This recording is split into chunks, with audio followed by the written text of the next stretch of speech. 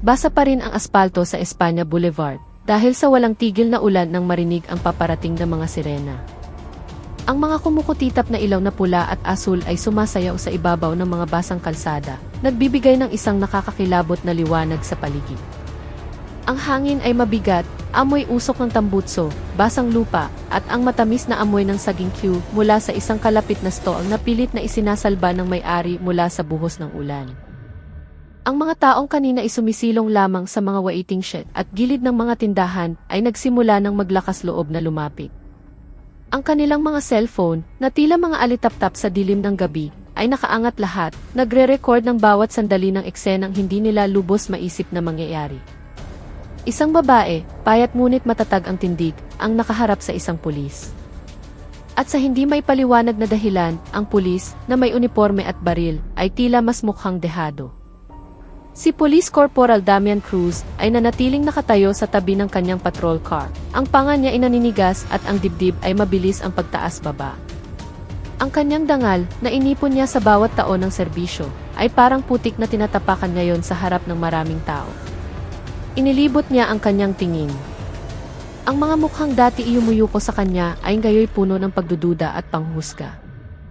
Itigil niyo iyang pag-video, sigaw niya. Ngunit ang kanyang boses ay nilamon ng ingay ng ulan at ng pag-aatubili ng mga tao.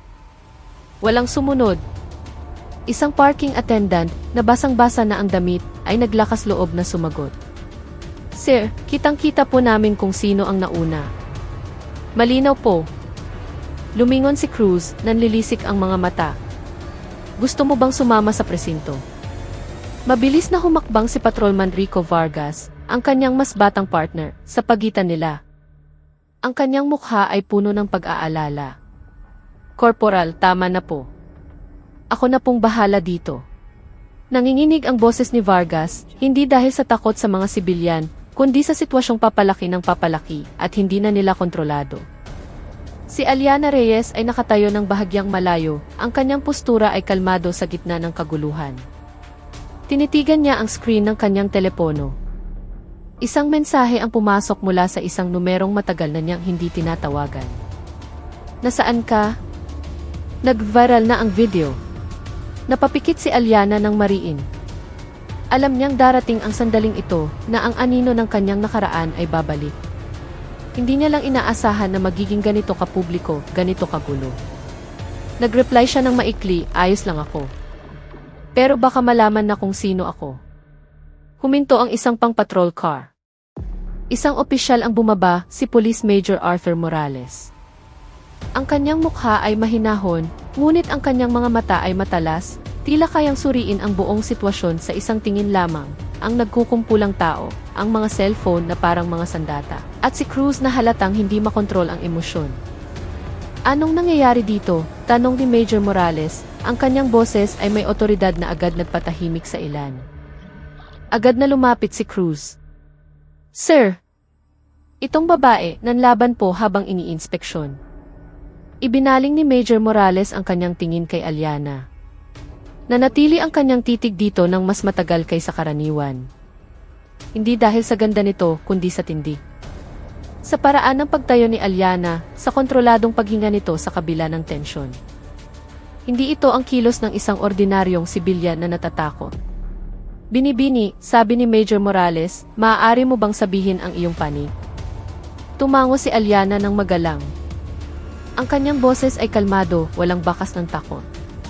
Hindi po problema sa akin ang inspeksyon, Major. Pero naging marahas po siya. Tinulak niya ako at sinampal. Itinaas niya ang kanyang kamay, ipinapakita ang bahagyang pamumula sa kanyang pisngi. Ipinagtanggol ko lang po ang sarili ko. Isang bulungan ng pagsang-ayon ang kumalat sa mga tao. Lumingon si Major Morales kay Vargas. Ikaw, patrolman. Saksi ka. Napalunok si Vargas. Ang kanyang katapatan sa kapwa-pulis ay bumabangga sa kanyang konsensya. Opo. Sir. Kitang-kita ko po ang lahat. Nanlaki ang mga mata ni Cruz. Rico. Pero korporal, sobra na po kasi to, mahinang dugtong ni Vargas, sapat lang para marinig ng opisyal. Natahimik ang lahat. Tila pati ang ulan ay humina, na nag-iwan lamang sa tunog ng mga hininga ng mga taong naghihintay ng desisyon. Bumuntong hininga si Major Morales. Sige, sa istasyon natin to ayusin. Doon magkakalinawan ang lahat. Isang maliit at mapanuyang ngiti ang sumilay sa labi ni Cruz. Ang ngiti ng isang taong pakiramdam niya ay hawak pa rin niya ang kapangyarihan sa loob ng mga pader ng presinto. Tumango si Aliana ng walang pagtutol. Sa kanyang isipan, tinimbang na niya ang lahat ng posibleng kahihinatnan. Sa loob ng malamig at tahimik na interrogation room ng Police Station 4 sa Sampalo, tila mas matindi ang lamig na dala ng mga ilaw na fluorescent kaysa sa ulan sa labas. Umupo si Cruz na mayabang, ang mga braso ay nakakrus sa kanyang dibdib. Sa kabilang panig ng mesa, si Aliana ay tahimik na nakaupo, ang kanyang kalmadong disposisyon ay halos nakakainis na para kay Cruz. Binuksan ni Major Morales ang isang folder. Buong pangalan, Aliana Reyes. Huminto sandali ang panulat ni Major Morales. Muli niyang tinitigan si Aliana, ay hinahanap sa mga mata nito. Araw ng kapanganakan. Sinabi ito ni Aliana. Nag-type si Major Morales sa isang lumang desktop computer. Ang asul na liwanag mula sa monitor ay nagbigay aninag sa kanyang seryosong mukha. Bigla, tumaas ang isang kilay niya. Interesante, bulong niya sa sarili. Ngumisi si Cruz. Ano iyon, sir? May criminal record ba? Hindi sumagot si Major Morales.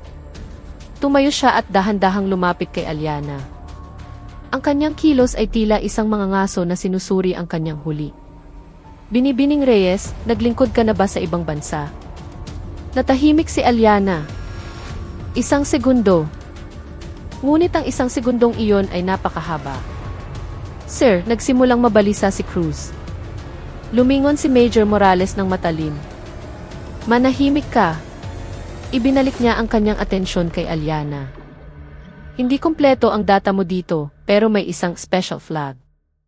Hindi ito karaniwang civil record. Ang silid ay tila nabalot ng mas matinding katahimikan. Si Vargas, na nakatayo sa isang sulok, ay napahigpit ang hawak sa kanyang batuta. Huminga ng malalim si Aliana. Wala po akong intensyon na magtago, pero ang impormasyong iyan ay hindi para sa kaalaman ng publiko.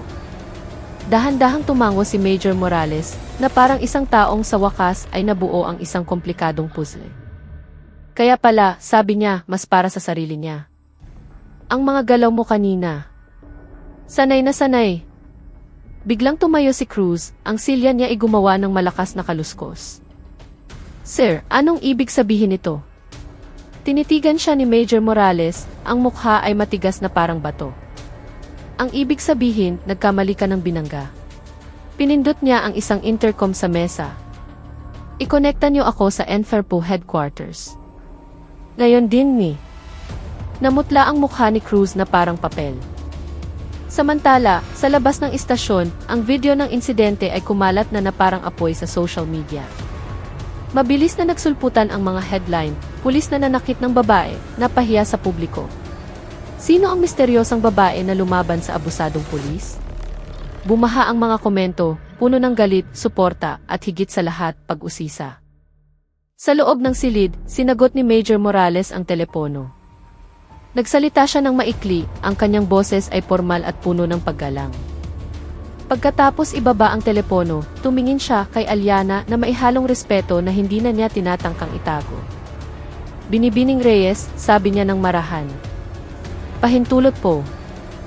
Maaari niyo bang ipakita ang inyong service identity card? Tumingin si Aliana sa mesa. Ang mga alaala ay mabilis na dumaan sa kanyang isipan. Ang matinding pagsasanay sa ilalim ng araw at ulan, ang panunumpa ng katapatan sa bayan, ang mga misyon na hindi kailanman naisulat sa balita. Kinuha niya ang kanyang maliit na pitaka at naglabas ng isang simpleng card. Walang kapansin-pansin na logo, tanging isang serya ng mga numero, isang EHIF code, at isang pirma. Inabot niya ito kay Major Morales. Kinuha ito ng Major, at sa isang sulyap pa lang, nagbago ang kanyang ekspresyon. Tumayo siya ng tuwid na parang bumati sa isang mas mataas na opisyal. Nanlaki ang mga mata ni Vargas. Iyan ba ang... Lumingon si Major Morales. Ang kanyang boses ay matigas. Sapat na ang alam mo. Umatras si Cruz. Isang butil ng malamig na pawis ang tumulo sa kanyang sentido. Sir, hindi po pagkakaunawaan lang po ito. Sa wakas ay nagsalita si Aliana, ang kanyang boses ay mahinahon ngunit tumatagos. Corporal Cruz, ayaw ko ng gulo. Pero ang ginawa niyo ngayong gabi ay hindi lang isang simpleng hindi pagkakaunawaan. Ito ay abuso sa kapangyarihan. Isinara ni Major Morales ang folder ng malakas, ang tunog ay umalinggaw sa tahimik na silid. Police Corporal Damian Cruz, suspendido ka, epektibo ngayong gabi. Sir, desperadong sigaw ni Cruz. Sapat na, putol ni Major Morales. Dadaan ka sa tamang proseso sa internal affairs. Muling bumalik ang katahimikan. Tanging ang mahinang patak ng ulan sa labas ang maririnig. Tumayo si Aliana. Maaari na ba akong umuwi? Tumango si Major Morales. Sa ngalan ng buong kapulisan, humihingi ako ng paumanhin. Sinuklian ito ni Aliana ng isang tango. Habang naglalakad siya palabas, mahina siyang tinawag ni Vargas. Ma'am, salamat po. Sa pagiging matapang, isang bahagyang ngiti ang gumuhit sa labi ni Aliana. Ingatan mo yung uniforme mo. Sa labas, tumila na ang ulan. Ang hangin ay malinis at sariwa, na para bang ang buong Maynila ay kakatapos lang pagalitan. Ngunit alam ni Aliana na ang tunay na bagyo ay hindi pa dumarating. Naamoy na ng publiko ang isang sikreto. At kapag ang buong katotohanan tungkol sa kanya ay nabunyag, ang epekto nito ay mas magiging malaki, hindi lang para kay Cruz, kundi para sa buong sistemang matagal nang nangangailangan ng pagbabago. Naglakad siya palayo, dahan-dahang sumanib sa dilim ng gabi. Ang umaga ay dumating na may dalang kakaibang bigat. Ang pangalan ni Aliana Reyes ay hindi pa lumalabas sa mainstream media, ngunit ang mga pira-pirasong video ng kanyang pakikipagsagutan kay Corporal Cruz ay nasa lahat na ng dako.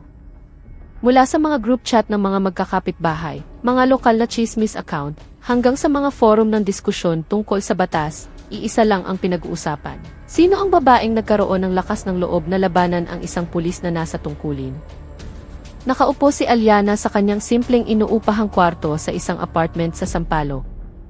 Ang kortina ay bahagyang nakabukas, hinahayaang pumasok ang sinag ng araw na tumatama sa mga blankong pader, at sa isang malaking itim na maleta sa sulok, isang maletang hindi pa niya binubuksan mula nang lumipat siya sa lungsod. Walang tigil ang pag-vibrate ng kanyang telepono. Pinili niyang sagutin ang isang tawag. Opo, maikli niyang sabi. Ang boses sa kabilang linya ay kalmado, ngunit may diin ng otoridad. Alam mong lalaki ito. Alam ko po, sagot ni Aliana. Bakit hindi ka na lang nawala kagabi? Tumingin si Aliana sa kanyang refleksyon sa isang maliit na salamin. Dahil kung umalis ako, babaliktarin nila ang kwento. Ang mali ay magiging tama. Nagkaroon ng sandaling katahimikan. Matigas talaga ang ulo mo, noon pa man, mas naging personal ang tono ng kausap. Sige, manatili kang low profile. Pero kapag opisyal ka ng pinatawag, pumunta ka. Huwag kang gagawa ng sarili mong desisyon. Naiintindihan ko po. Nang matapos ang tawag, huminga ng malalim si Aliana. Hindi siya natatakot. Pagod lang siya.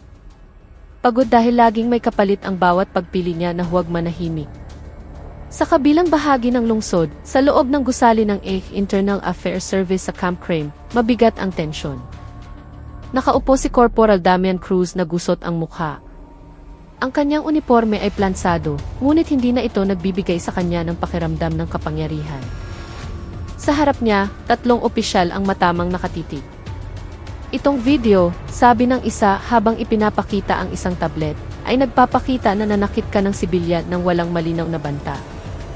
Edited yan, sir, mabilis na tanggi ni Cruz.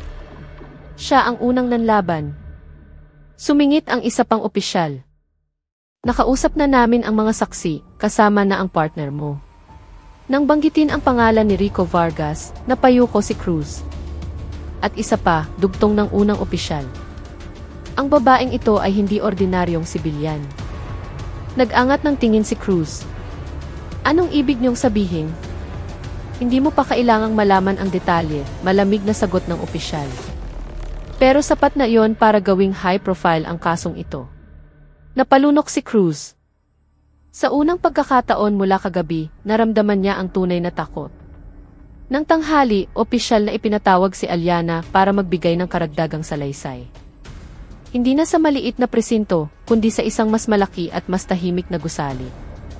Walang mga nagkukumpulang tao, walang mga kamera. Sa waiting area, tahimik siyang nakaupo. Nakasuot siya ng simpleng puting blusa at itim na pantalon. Ang kanyang buhok ay nakatali ng maayos. Walang bakas ng pagiging intimidante, sa katunayan, siya ay mukhang napaka-ordinaryo. Isang lalaking nasa katanghalang gulang ang lumapit. Simple ang kanyang suot na barong, ngunit ang kanyang paglalakad ay nagpapakita ng otoridad. Aliana Reyes? Opo. Ako si Director Miguel Del Rosario. Tumayo si Aliana. Nagtagpo ang kanilang mga mata. Nagkaroon ng isang maikling pagkilala, hindi dahil sa pangalan, kundi dahil sa parehong uri ng karanasan na kanilang pinagdaanan. Matagal na rin, mahinang sabi ni Director Del Rosario. Tumango si Aliana. Hindi ko inaasahan na sa ganitong sitwasyon tayo muling magkikita. Inanyayahan ni Director Del Rosario si Aliana sa isang pribadong opisina. Nang maisara ang pinto, nagbago ang kanyang tono, mas naging personal. Alam mo bang dahil sa video, maraming tao ang nagtatanong. Galit ang publiko pero nag-uusisa rin sila. Ano po ang inaasahan niyo sa akin? Direktang tanong ni Aliana. Tinitigan siya ng malalim ni Del Rosario. Ang katotohanan. Pero sa paraang hindi masusunog ang lahat. Natahimik si Aliana. Ang katotohanan, madalas po talagang nakakasunog, sir. Isang maliit na ngiti ang sumilay sa labi ng direktor. Hindi ka pa rin nagbabago. Samantala, lumalakas ang presyon mula sa publiko. Ang hashtag na itigil ang abusong pulis ay naging trending. Sinimulan ng halungkatin ng media ang kaso. Isang batang mamamahayag ang nagsalita sa telebisyon. Ang tanong ngayon ay hindi na lang kung sino ang may kasalanan, kundi bakit hinahayaan ng sistema na maulit ito ng paulit-ulit. Ang pangalan ni Cruz ay nabanggit. Ang mga dati niyang reklamo na hindi umusad ay muling nabuksan. Nang hapon, lumabas si Aliana sa gusali na mabagal ang mga hakbang. Alam niyang pagkatapos ng pag-uusap nila ni Del Rosario, na itakda na ang direksyon ng kaso. Tumunog ang kanyang telepono. Isang maikling mensahe mula sa hindi kilalang numero. Salamat sa pagmulat sa aming mga mata. Tinitigan ni Aliana ang screen at nag-type ng maikling sagot. Huwag kayong tumigil sa akin. Itinago niya ang telepono at tumingala sa langit na nagsisimula ng maging kulay kahel. Sa kanyang dibdib ay halo-halong emosyon, ginhawa, kaba, at isang paniniwalang hindi kailanman nawala. Hindi siya naghahanap ng pagkilala bilang bayani. Ang gusto niya lang ay isang patunay na ang katarungan ay hindi laging natatalo ng uniforme. Ngunit sa kaibuturan ng kanyang puso, alam ni Aliana na ang huling hakbang ay hindi pa nagagawa. At kapag dumating ang tamang panahon, ang kanyang pagkatao na matagal niyang iningatan ay hindi na maitatago pa, hindi para magpakitang gilas, kundi para isara ang kasong ito sa tamang paraan. Lumipas ang ilang araw at ang Maynila ay tila nagbago. Hindi dahil sa trapiko o sa panahon, kundi dahil sa isang balitang sa wakas ay opisyal ng inihayag. Sa screen ng telebisyon sa sala ng tinutuluyan ni Aliana, live na isinasahimpapawid ang isang press conference mula sa Camp Crame. Isang hanay ng mga matataas na opisyal ng AFP ang nakatayo sa entablado. Seryoso ang kanilang mga mukha, walang bahid ng mga pilit ng ngiti. Base sa resulta ng investigasyon ng Internal Affairs Service at sa testimonya ng mga saksi, sabi ng tagapagsalita na may matatag na boses, si Police Corporal Damian Cruz ay napatunayang nagkasala ng grave misconduct at tinatanggal sa serbisyo o dismissed from service. Napapikit si Aliana. Hindi ginhawa ang kanyang naramdaman, kundi isang mahabang katahimikan, tulad ng isang tuldok sa dulo ng isang napakapagod na pangungusap. Dagdag pa rito, patuloy ng tagapagsalita, ang buong institusyon ay humihingi ng paumanhin sa publiko at sa biktima. Ang kasong kriminal laban sa kanya ay isasampa at dadaan sa tamang proseso ng batas. Ang salitang i-biktima ay nanatili sa hangin. Iminulat ni Alyana ang kanyang mga mata. Ayaw niyang tawaging biktima. Gusto niyang tawaging isang mamamayan na pinoprotektahan ng batas. Nag-vibrate ang kanyang telepono. Lumitaw ang pangalan ni Aling Rosa, ang may-ari ng kanyang inuupahan na palaging mabait at hindi palatano. Alya, narinig niya ang boses ni Aling Rosa na maihalong paghanga. Proud ako sa'yo, nak. Matagal na kitang nakikita, mabait ka, magalang. Hindi ko akalain na ganyan ka pala katapang. Isang maliit na ngiti ang namutawi sa labi ni Alyana. Salamat po, Aling Rosa. Ipagdasal niyo na lang po na matapos na ang lahat. Sigurado yan. Kung uwi ka man sa probinsya, daan ka muna dito ha. Laging bukas ang pinto ko para sa'yo. Nang matapos ang tawag, tiningnan ni Alyana ang malaking itim na maleta sa sulok ng kanyang kwarto. Ngayon, alam niyang oras na para buksan ito at isara ang kabanatang ito ng tama. Nang hapong iyon, tinupad ni Alyana ang isang huling imbitasyon. Hindi mula sa media, kundi sa isang simpleng silid sa isang gusali ng gobyerno. Walang mga kamera, walang palakpakan. Tanging ilang mga tao lamang na nakakaalam kung sino talaga siya. Nakaupo si Director Del Rosario sa kabilang panig ng mesa. Katabi niya si Major Morales at isang kinatawan mula sa isang independent oversight body. Nagkasundo kami, sabi ni Director Del Rosario, ang iyong buong pagkatao ay hindi isa sa publiko. Sapat nang sabihin na isa kang miyembro ng isang elite unit na kasalukuyang inactive. Tumango si Alyana. Higit pa po sa sapat yan. Yumuko ng bahagya si Major Morales. Sa ngalan ng institusyon, muli akong humihingi ng paumanhin at nagpapasalamat. Kung hindi dahil sa katapangan mo, marahil ay nabaon na lang ito sa limot tulad ng ibang mga kaso. Mahinang sumagot si Alyana.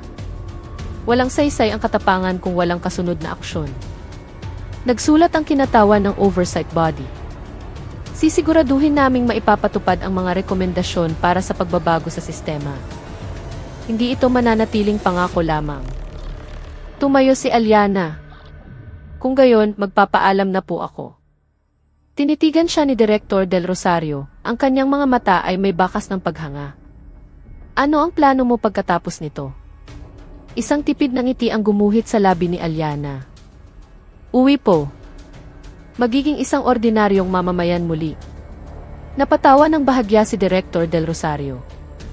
Alam mo, hindi lahat ay kayang maging tunay na ordinaryo pagkatapos ng ganito. Ang mahalaga po, sagot ni Alyana, ay manatili akong tao. Dapit hapon na nang tumayo si Alyana sa isang terminal ng bus. Magaan ang kanyang bag. At mas magaan na rin ang kanyang puso. Sa kanyang telepono, nakita niya ang mga huling mensahe mula sa mga taong hindi niya kilala. Salamat sa pagiging matapang. Sana ito na ang simula ng pagbabago. Hindi na kami matatakot mag-report. Hindi niya sinagot ang mga ito isa-isa. Nag-type lang siya ng isang pangusap at in-upload ito sa isang blankong post, walang litrato, walang pangalan. Ang katarungan ay hindi tungkol sa kung sino ang pinakamalakas, kundi kung sino ang may pananagutan. Dumating ang bus. Bumukas ang pinto. Humakbang si Alyana paakyat. Habang papalayo ang bus sa magulong syudad, isa-isang nagsindi ang mga ilaw sa kalsada. Sa labas, ang buhay ay nagpapatuloy na parang walang nangyari. Pero sa likod nito, may isang guhit na bahagyang nauso. Si Corporal Cruz ay haharap sa batas. Ang institusyon ay mas mababantayan. Ang mga mamamayan ay magkakaroon ng mas maraming lakas ng loob para magsalita.